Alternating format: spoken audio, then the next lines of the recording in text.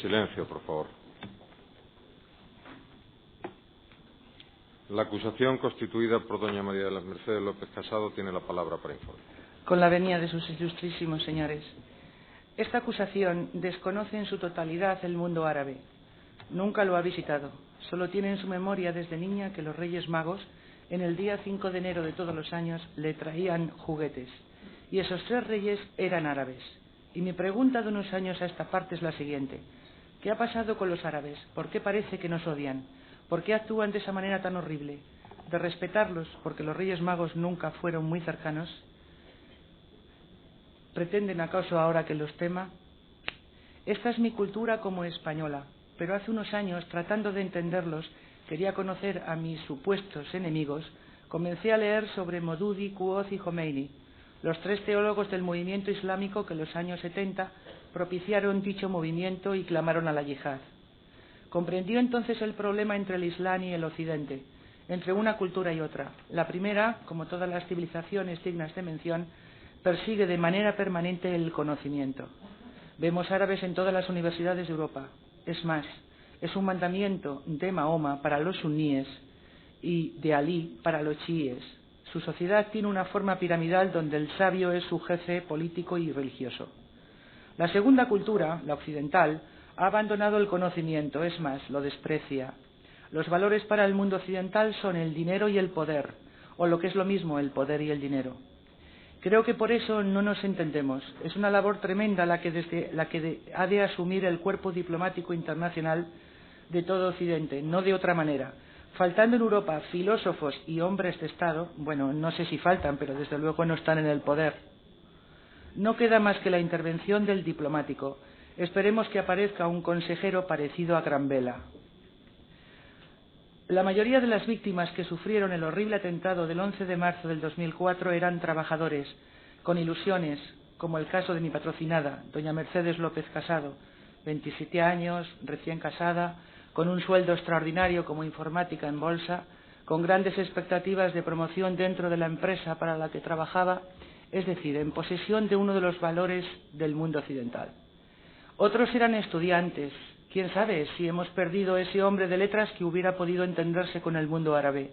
En todo caso, un posible perseguidor del conocimiento. Los que han fallecido han dejado destrozada a su familia. Los que aún viven solo tienen que dar gracias a Dios por eso. Pero ya no son los que eran. Y son muchos, demasiados, para un conflicto que puede solventarse hablando. Si en verdad el atentado ha sido provocado por Al-Qaeda, hemos de tener en cuenta que nunca lo ha reivindicado.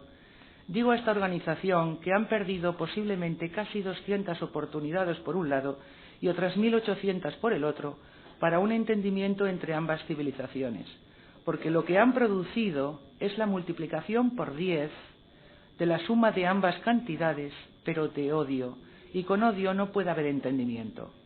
Y esto lo pongo de manifiesto porque tengo la seguridad que los dirigentes de Al-Qaeda están viendo este juicio y por tanto me están oyendo.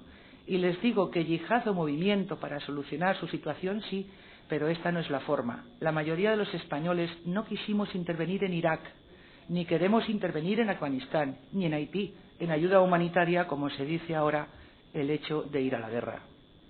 Occidente no está en decadencia, solo anda un poco despistado, está en crisis.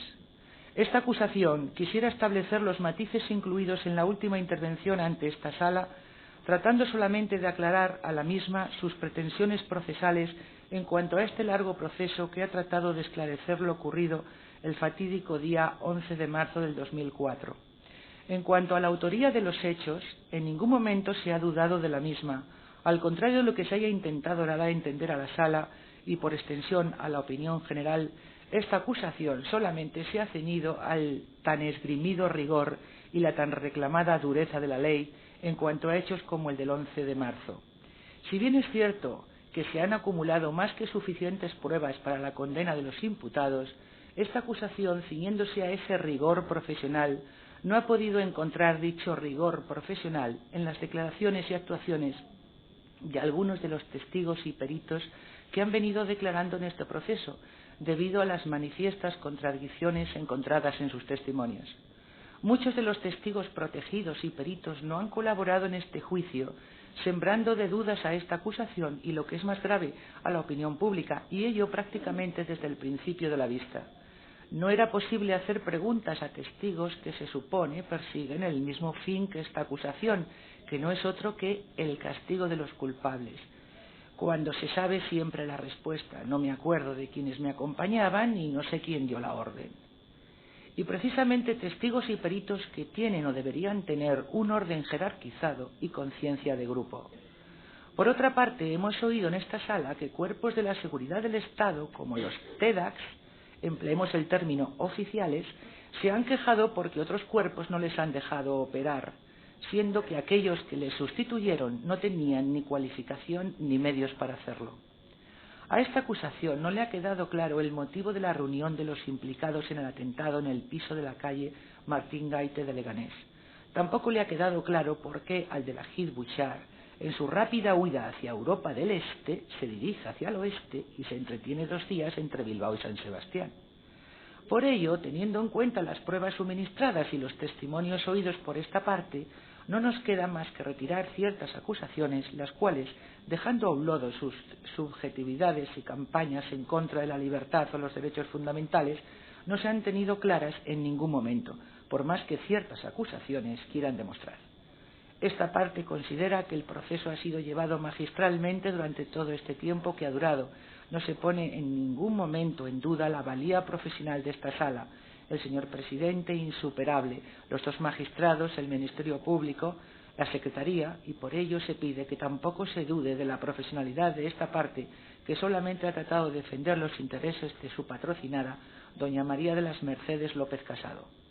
Sabemos que en un proceso como el que nos acaece, lo más cómodo, procesalmente hablando, hubiera sido crear un núcleo acusatorio en contra de todos los imputados, teniendo claro por parte de todas y cada una de las partes cuál es el papel de cada uno de los imputados. Pero no ha sido así. Se ha tratado de crear un campo de batalla político en este proceso por algún motivo. Esta parte desconoce cuál es ese motivo y, por supuesto, no ha apoyado a ninguno de los contendientes en dicha batalla. Por todo el mundo es sabido que en un proceso se han de conocer todas y cada una de las pruebas, testimonios y puntos de vista de cada uno de los implicados. No se debe tomar a la ligera una decisión que, al menos para esta parte, resultaría bastante difícil de soportar, tanto moral como profesionalmente. Se puede decir ahí están las pruebas, pero señores, las pruebas a veces, por muy claras que sean, se obtienen de 2 formas diferentes, la correcta y la que no lo es. Algunas de las pruebas presentadas, siempre dejando claro que bajo el punto de vista de esta acusación, han sido obtenidas de la manera que no es correcta. Intuimos que Al-Qaeda ha tenido que ver en los atentados del 11M. Lo único que ha tratado de poner de manifiesto esta parte desde el primer momento, que tuvo una idea más o menos clara de este proceso, ha sido la falta de profesionalidad, falta de diligencia e incluso ineptitud que ha habido por parte de las fuerzas y cuerpos de seguridad del Estado en cuanto a la utilización de sus informaciones y las medidas que debieron llevar a cabo para que estos hechos, como este horrible atentado, no sucediera. Por todo esto se han retirado acusaciones contra Rafa Zuyer, Yamal Zugán, Iván Granados y Rabey Osman. Queremos manifestar nuestro descontento y desagrado con las declaraciones del Ministerio Fiscal, señor Zaragoza, en cuanto a la teoría de la conspiración que, según dicha acusación, esta parte junto con alguna otra ha elaborado para la opinión pública. Señores, en este juicio no existen protagonistas ni actores secundarios. Los únicos protagonistas son los 191 muertos y los 1.841 heridos que aquel fatídico día vieron truncadas sus vidas. Dicho fiscal parece haber asumido el rol de protagonista y desde el momento en que se pone en duda sus opiniones ha tratado de menoscabar las opiniones de ciertas acusaciones como la que en este momento informa. El actual ministro de Justicia, en sus primeras intervenciones como tal, hizo manifestaciones desafortunadas, a nuestro entender, como que él tenía sus jueces y sus fiscales, dejando al oyente un tanto perplejo y a esta acusación escandalizada por lo que ello suponía. El Ministerio Fiscal, señor Zaragoza, en la misma línea de manifestaciones desafortunadas, lanza la frase paranoia procesal de algunas de las acusaciones y, naturalmente, nos damos también por aludidos.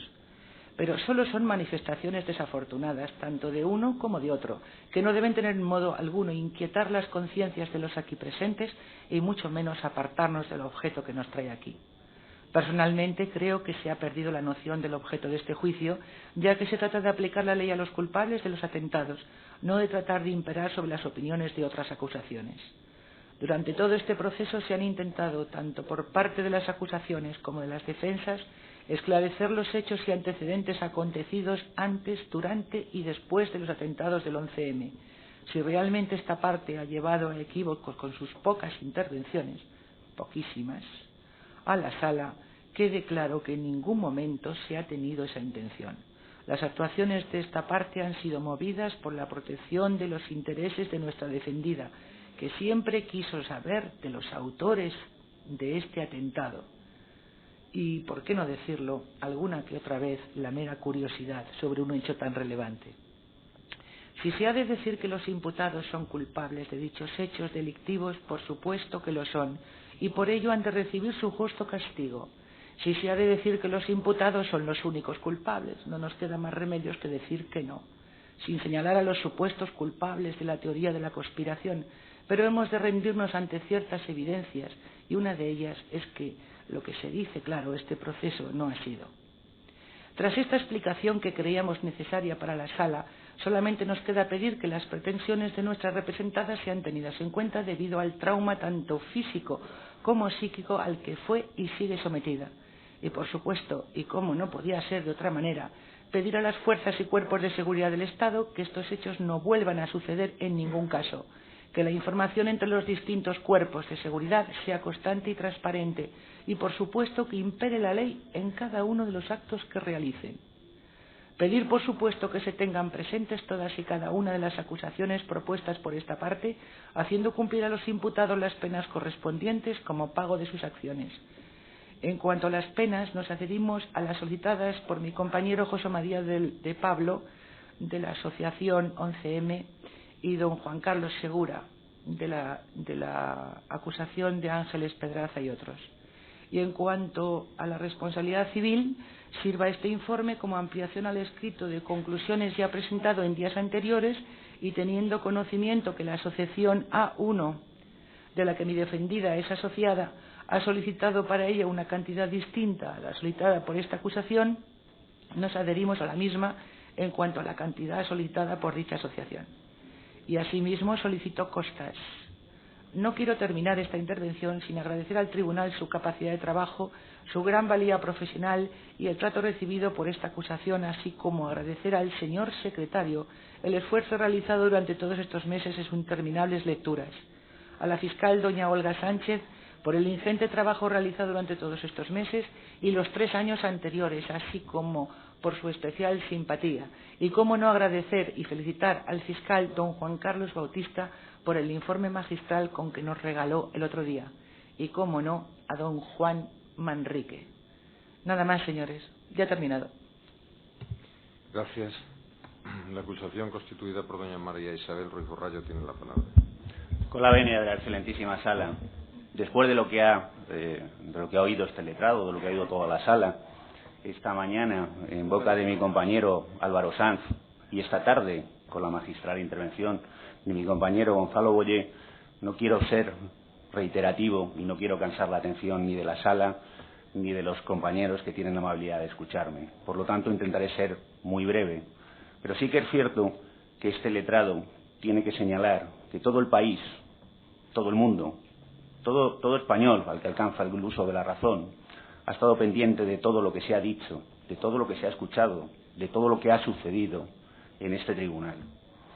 Cierto es que se están juzgando los hechos más trágicos que ocurrieron en España desde el final de nuestra guerra civil y por lo tanto calificamos de un verdadero parte de guerra el hecho de que estemos juzgando 192 asesinatos y 1.841 asesinatos en grado de tentativa. El parte de guerra sería 192 muertos y más de 1.841 heridos si tenemos en cuenta la calificación de mi compañero José María de Pablos, que aumentaba esta cifra de heridos. Sí que es cierto que además, si no llega a ser por una eficazísima actuación policial que en apenas 24 días consiguió desarticular las principales piezas del terror que asoló España en el mes de marzo del 2004, probablemente estaríamos hablando de una cantidad todavía mayor. A este respecto, a este letrado le viene a la memoria que ya hace 13 siglos, y no porque yo sea la acusación número 13, a don Rodrigo, con la traición de don Julián y del obispo Opas, y fue derrotado por los enemigos que entonces tenía la España visigoda, y según señalan algunos autores, por particularismos exacerbados, por falta de valores morales de las instituciones y por un déficit de ética colectiva.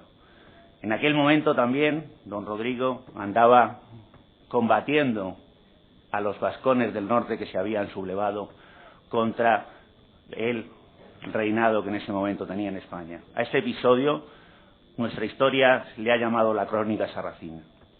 Contemos, pues, cuál es la crónica sarracina que ha ocurrido en el mes de marzo del 2004 y ciñámonos a los autos por aquella afirmación que tenemos todos en mente de que lo que no está en los autos no está en el mundo, aunque haya cosas del mundo que al final no estén en autos.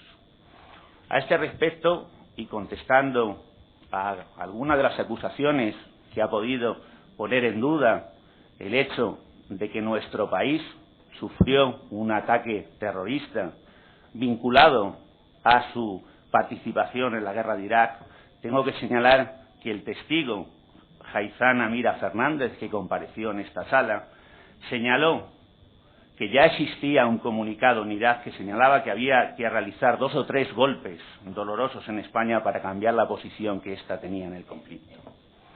Dicho testigo señaló que había una clara amenaza a la seguridad nacional y que incluso había localizado una web islamista donde se hablaba de los atentados de Madrid incluso antes de que estos ocurrieran. La inspectora 84.114 nos señaló que la base sobre la que se sustentó el atentado fue una represalia a España por su participación en la guerra de Irak. El testigo policía con número 11.401 nos indicó que ya se había pedido en el año 2001 la intervención telefónica de Rabey Osman por entender que era un muyahidín y miembro del servicio de Osama Bin Laden. Los testigos policiales comentaron en la sala que los primeros indicios ya le llevaron hasta la calle Tribulete, donde se encontraba una célula que estaba siendo investigada por su participación en las células islamistas. Además nos señaló que la idea de atentar contra los trenes o medios de comunicación ya figuraba en los manifiestos de Al-Suri, miembro del grupo combatiente marroquí, y que el 18 de octubre ya se tenía conciencia de un comunicado de Al-Qaeda con la amenaza para España. Se señaló que el informe de situación de amenaza era conocido por todos, llegó a afirmar incluso que era básico, y lo relacionó con las muertes que ya habían ocurrido de ciudadanos españoles que estaban destinados en la guerra de Irak. Reconoció que lo que luego han resultado ser los principales autores de la masacre de Madrid, Rabey, El Hashki, Belhaj, Zougan, Gayún, que de todos ellos han ido amontonando la cantidad de pruebas que demuestran su culpabilidad en estos hechos, ya estaban siendo investigados por su vinculación al terrorismo islámico. El testigo policía 56.589, que en esa época era el jefe de grupo del terrorismo internacional, declaró ante vosotros, excelentísimos señores, que no se habían adoptado las medidas especiales tras las amenazas de Bin Laden a España, y eso a pesar de ser conscientes de que los hermanos Al-Malad Abbas estaban haciendo proselitismo, apoyaban la yihad y se proponían a la captación de muyahidines. Además, habían observado que las llamadas de estos tenían una frecuencia absolutamente sospechosa. Primero llamaban a Londres y luego llamaban al extranjero. Se tenía conocimiento también, en virtud de lo que nos dijeron estos policías, la relación de los hermanos Almadad y Serhan con Basel Gayún y Fuad el Moravit. Las revelaciones de Cartagena a su controlador 17.814 señala que le hablaban de Maimoni, de Larbi Ben Salán, del egipcio, de Serhan el tunecino. El testigo don Jesús de la Morena, entonces comisario general de información, señaló que a Zougan le existía información en la UCIE, y que estaba relacionado con la célula de Abu Dada y que Rabey tuvo intervenidas sus comunicaciones hasta que huyó. Llegó a decir que la posible negligencia de las inspecciones de las minas se trasladó a la Guardia Civil. Y a pesar de todo esto, como ha señalado mi compañero Gonzalo Bullé, que me ha precedido en el uso de la palabra, no se adoptaron las medidas que la confianza de los españoles habíamos depositado en nuestros gobiernos legítimos. A todo esto, esta parte se hace una pregunta. ¿Y qué pasó con los explosivos? Pues sabemos que el acusado Rafa Zurier había informado al principio de 2003 a su controlador Víctor de que unos asturianos estaban intentando traficar con 150 kilogramos de explosivos. Afirmación que fue corroborada por el Guardia Civil con tarjeta T11326U. El jefe de la UCO manifestó que a consecuencia de esas informaciones se trasladó un equipo a Asturias en donde se averiguó el nombre de Suárez Trasorras y terminó concluyendo con amargura que estaba claro que habían fallado los controles. Declaró el policía 19.024 en la operación People que se habían incautado a Toro y a Trasorras, además de una gran cantidad de droga, 96 detonadores y 16 cartuchos de dinamita. El testigo de la Guardia Civil con tarjeta X73066O declaró en esta sala que agentes de la Guardia Civil se entrevistaron con Nayo, quienes le comentaron que Antonio Toro quería vender explosivos y que la comandancia de Gijón se negó a formar una unidad de coordinación porque entendían que el asunto estaba agotado con la operación Serpiente. El capitán jefe de la unidad de policía judicial de la Guardia Civil de Oviedo señaló que tenía conocimiento del tráfico de explosivos por Toro y Trasorras a través de las confidencias de Nayo y que Víctor le señaló que lo que decía Rafa Zurier coincidía con Nayo. Además nos indicó la existencia de un informe en 2004 que ya hablaba del riesgo de los explosivos en Asturias. El sargento de la Guardia Civil con tarjeta P50323A nos dijo que se entrevistó con Nayo y que hablaba de los 200 kilos de explosivos. El testigo número 621, teniente coronel de la Guardia Civil, nos reitera que la primera información de tráfico de explosivos es de febrero del 2003, que había recibido una nota de la UCO sobre tráfico de explosivos y algo de armas, que además nunca se llegó a crear un grupo mixto entre la comandancia de Oviedo y la comandancia de Gijón. El general Laguna nos contó que había un confidente que resultó ser Nayo y que existía otro que era La Bandera, sin que se supiera explicar cómo después de las confidencias de Nayo, La Bandera, Zurier, la persistencia de la operación People, donde se habían incautado cartuchos de goma 2 eco, no se hubiera evitado el tráfico de explosivos. El Guardia Civil Q077185, jefe de la comandancia de la Guardia Civil de Gijón, señaló que existían entrevistas con La Bandera que informaban del tráfico de explosivos y que se grabó en una cinta, y añadió que en relación con la operación People llevado a cabo por la Policía Nacional no pudo adoptar ninguna medida porque los cartuchos no se les dijo nada por la comandancia de Gijón, que la comandancia de Oviedo ocultó información a la comandancia de Gijón. El coronel de la intervención de armas de la Guardia Civil nos señaló que no había efectivos para intervenir todas las minas y que sabían de la sustracción de explosivos. El cabo que estaba encargado de dicha intervención nos ilustró sobre la existencia de un informe en el 2001 en la que señalaban que pensaban que existía sisa a las minas. El Guardia Civil, secretario general de la Asociación Unificada de Guardias Civiles, nos indicó que hizo llegar un informe a la delegada del Gobierno de Asturias a principios del 2004 sobre el riesgo que existía en Asturias relacionado con los explosivos. Por último, don José Moya, presidente de la Confederación de Empresarios de la Minería, nos señaló que desde la promulgación de la Ley de Seguridad Ciudadana los mineros habían reivindicado la dejación del Estado en el ámbito de la seguridad minera, hasta tal extremo que después del 11M se cambió el reglamento de minas. Y en esto, ¿qué hacían nuestros responsables de Interior?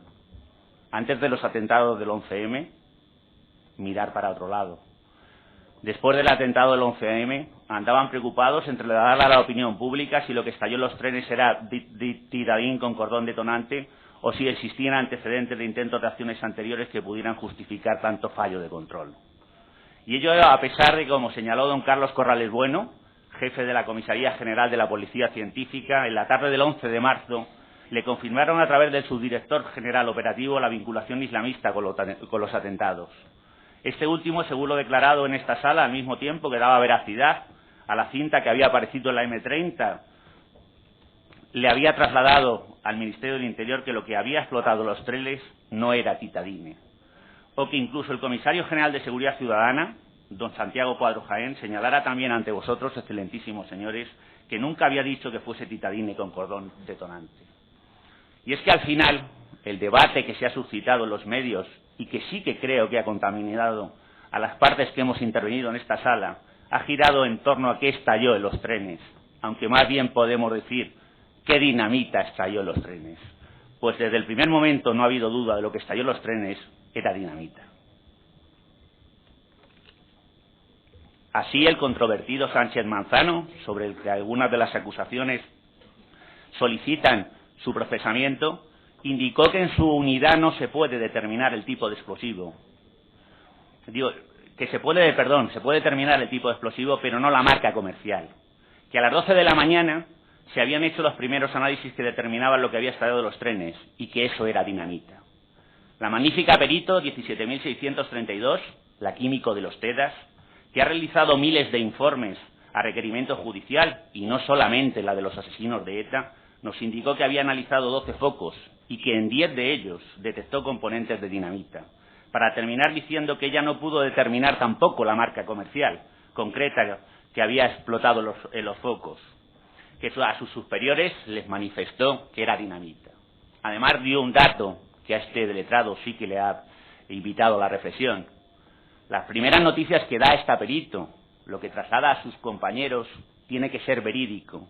Y tiene que ser verídico porque sus compañeros con esta información se juegan la vida. Porque cuando van a desactivar un explosivo tienen que saber contra qué y frente a qué se están jugando la vida.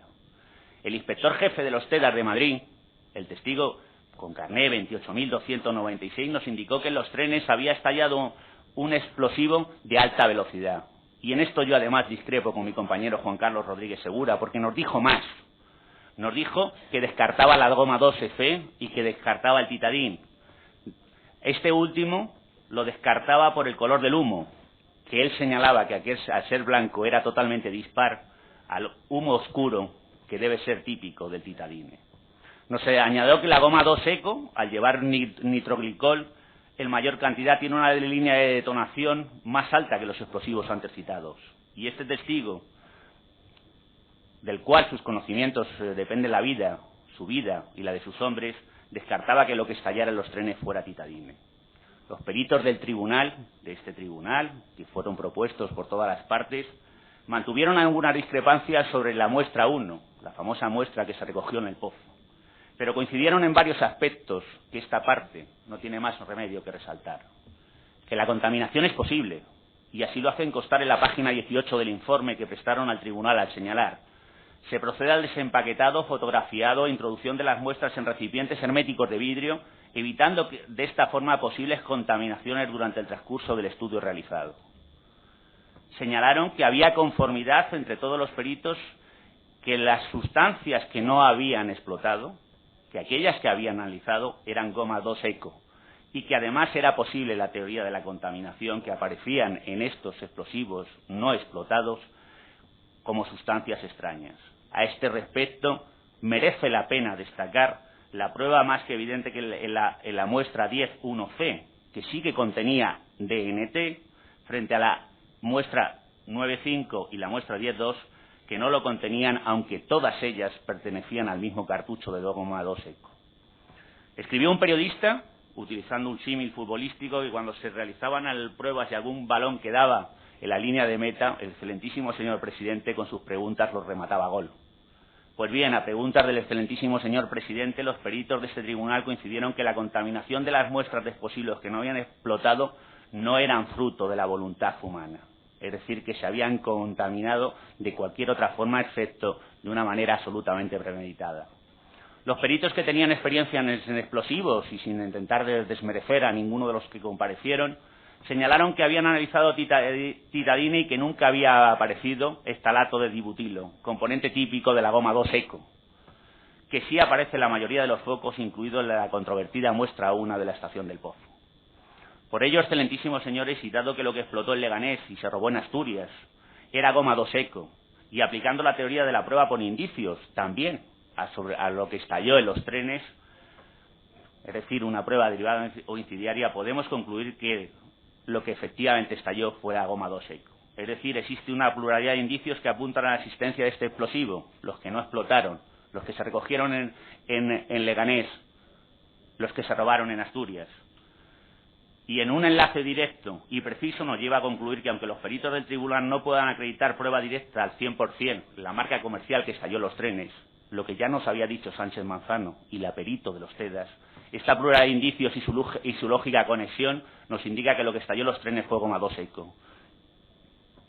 Y es que en este procedimiento, además de las contaminaciones de los explosivos, ha habido más contaminaciones.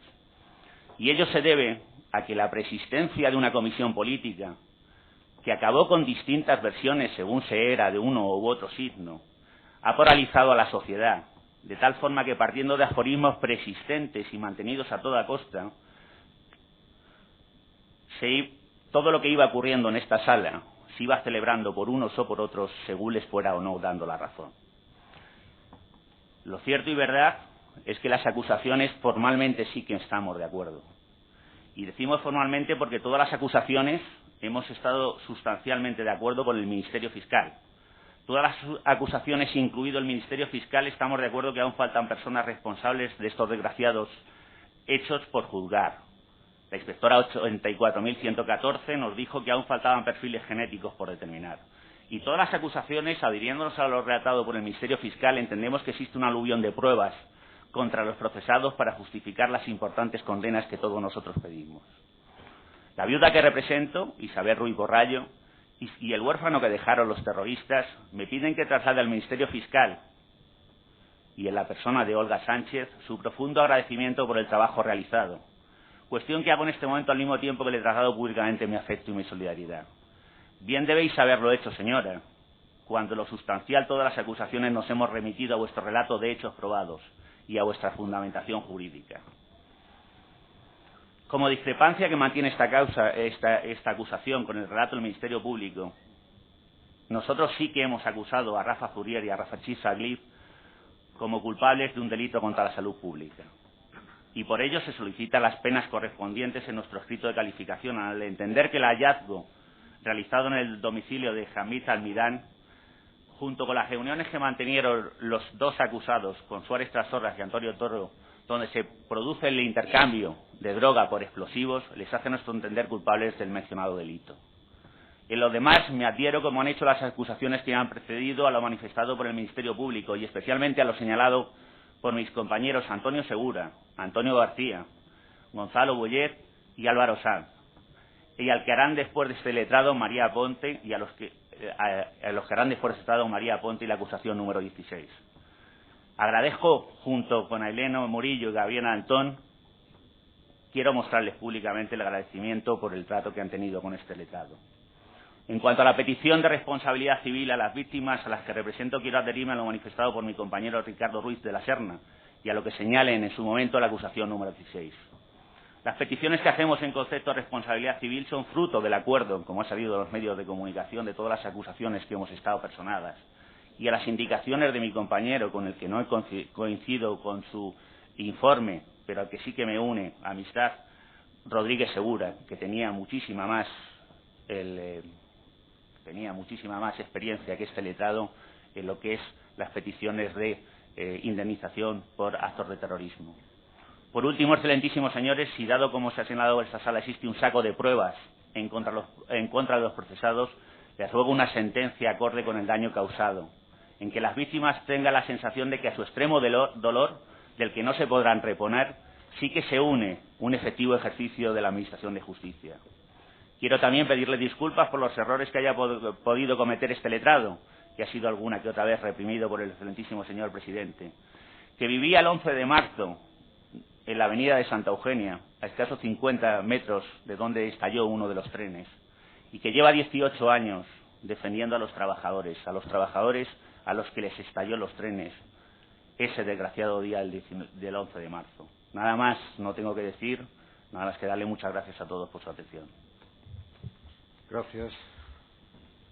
Se interrumpe la sesión hasta mañana a las 10 de la mañana.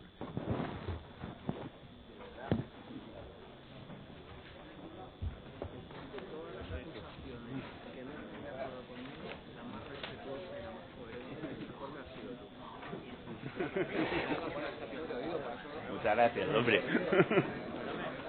Bueno, si hay algún voluntario nos quedamos un rato más, ¿eh? Porque no te toca, que si no...